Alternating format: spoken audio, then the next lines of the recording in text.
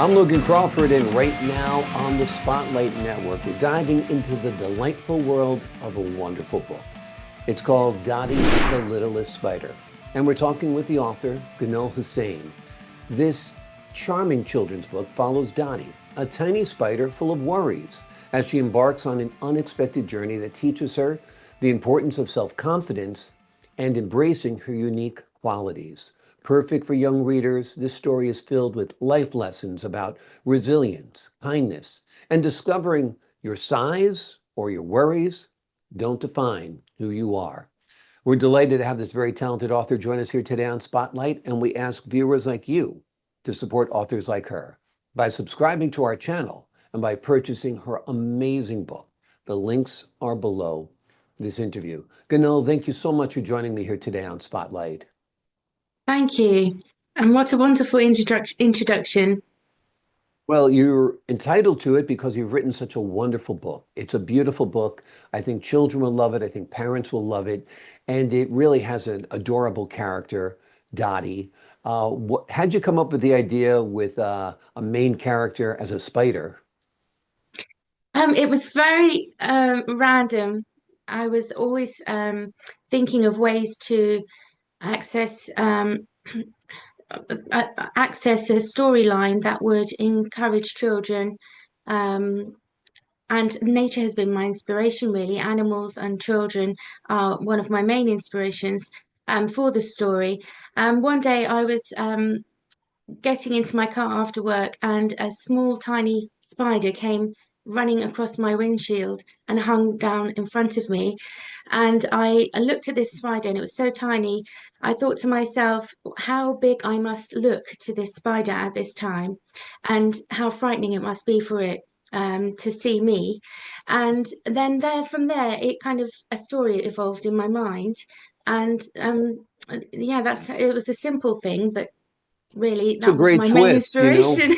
Yeah, well, that's a great inspiration because we're always afraid of spiders, but we're 1,000 times bigger than a spider. So I like the perspective of a spider being afraid of us. I think that's a Yes. wonderful twist. Let's give the folks at home an overview of the story. Tell us a little bit about Dottie and her adventures. Well, Dottie has been stuck in her mind all the time with worry, not really going out and exploring the world.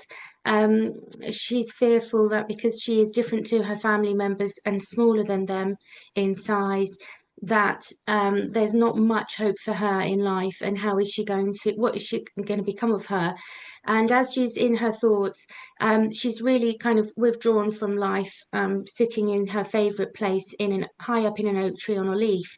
Um, and on one of those days, as ever before, she's still, waiting for and wondering when all of a sudden a gust of wind comes along and the leaf breaks free from the tree. Dottie then takes off onto an adventure. Um, and during this adventure, initially, obviously, she's frightened. She doesn't know what she's going to do.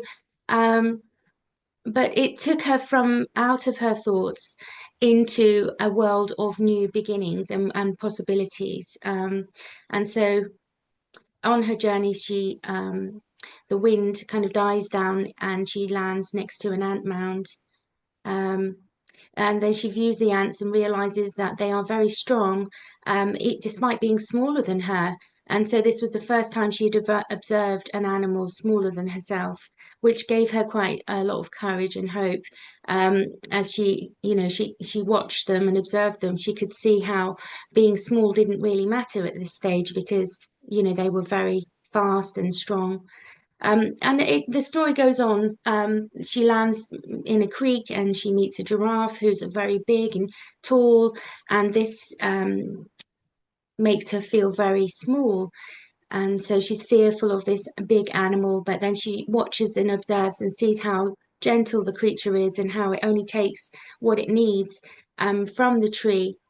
And then so she takes away from that the size really and being scared of being big wasn't really anything to worry about. And then she moves on. She meets a herd of elephants, and despite being extra large and noisy, they had no cares in the world. They were having lots of fun, playing in the mud. And again, she drew upon her experiences of how she hadn't had much fun in her life and how she'd wasted so much time in worry. And so there's a lot of reflection that goes on, observing the different animals. And then she goes home on her leaf again, and realizes that she had wasted a lot of time in Hmm. worry and fear. And now she was looking forward to the next adventure that may come along. Wonderful. I love the imagery of this little spider on a leaf blowing away and floating on to a different adventure.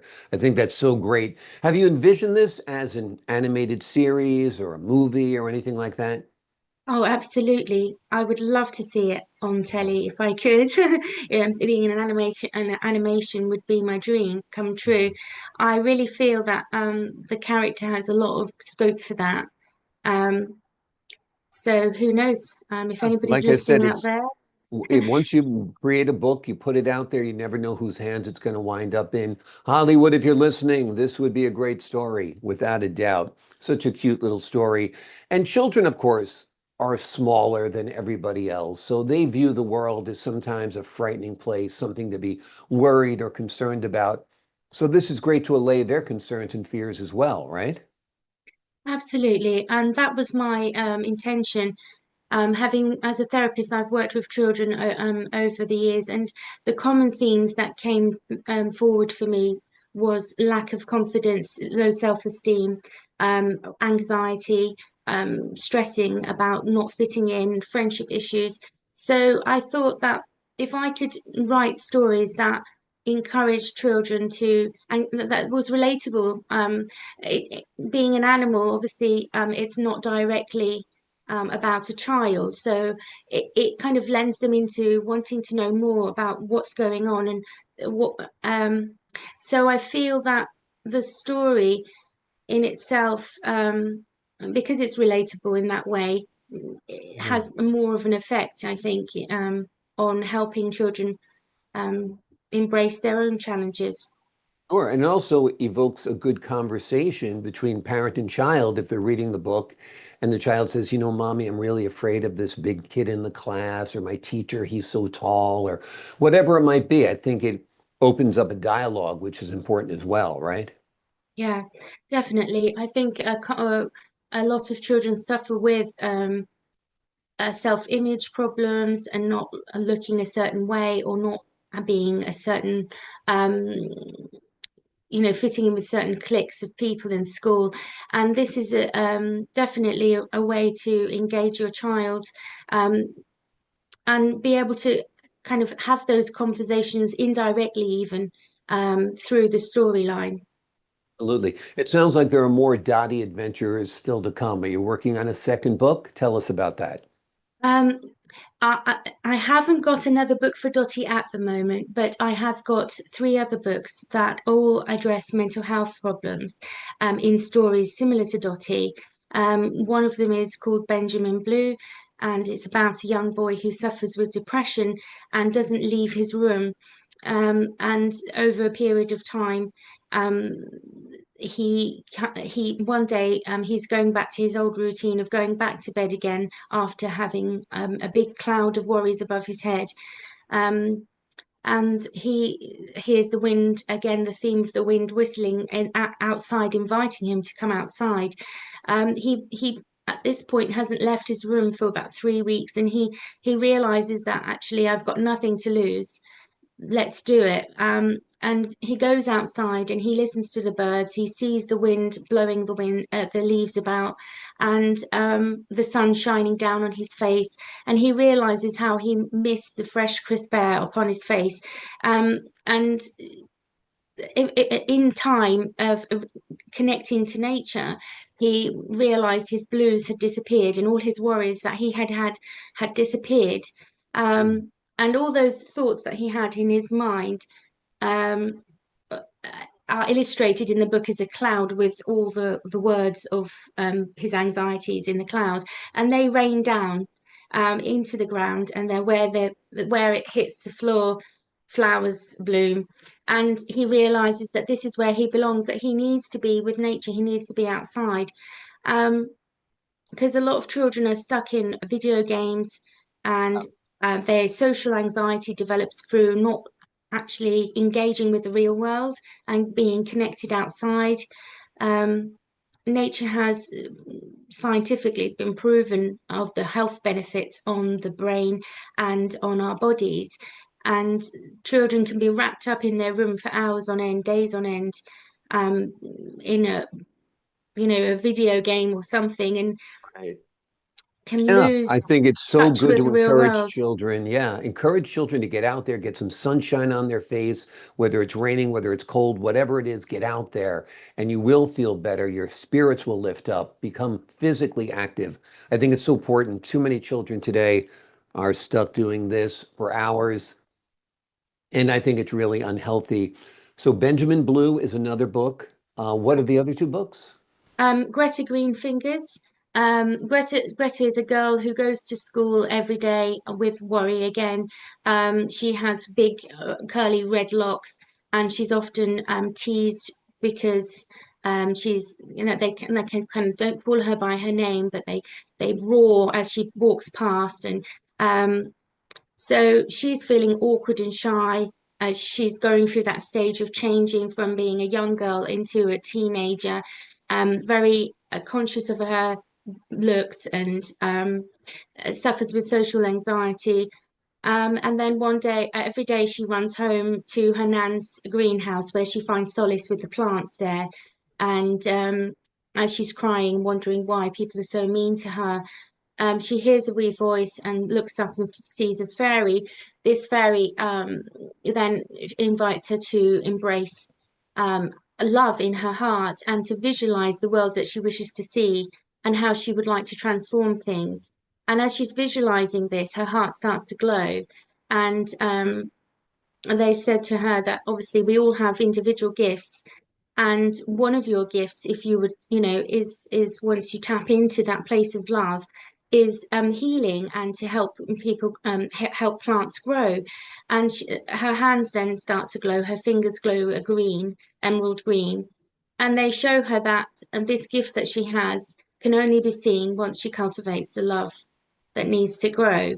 Um, Later on, the story develops as she changes her mindset and realizes that how people behaved towards her was actually a reflection of what was within her, and that she didn't love herself enough, and that was reflected outwardly. And so people then picked up on that.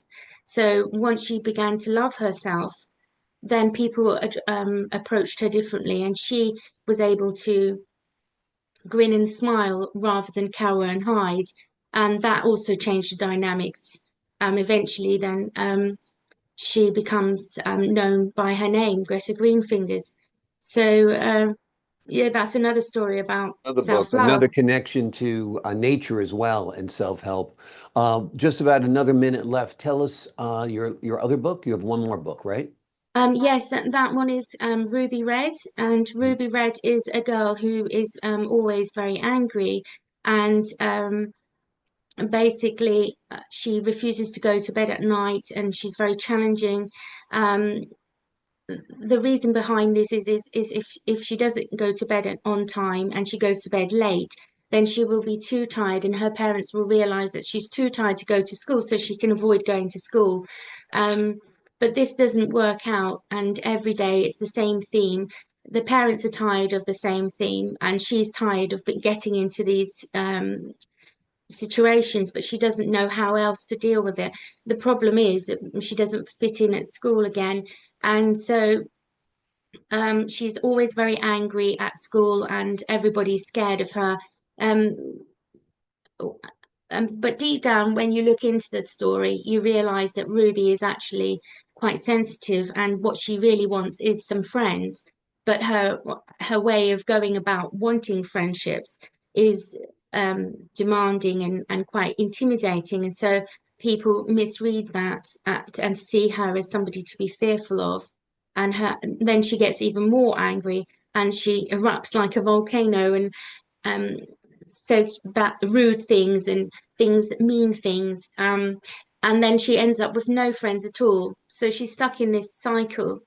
Um, and then her parents one day buy her a small puppy, and she relates to this puppy and has a friend in this puppy, and then that friendship helps her change her ways.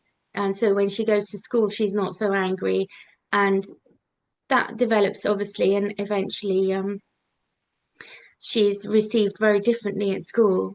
Um, That's so the it's gift of a about, puppy. Yeah. It's about yeah, connecting with nature. It's about understanding yourself, understanding your emotions, and feeling accepted, right?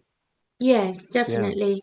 Yeah. Wonderful, wonderful. All of your books have a wonderful connection to nature, a wonderful connection to positive self-awareness and positive mental health. I think they're just terrific. The book we primarily focused on today is called Dotty the Littlest Spider.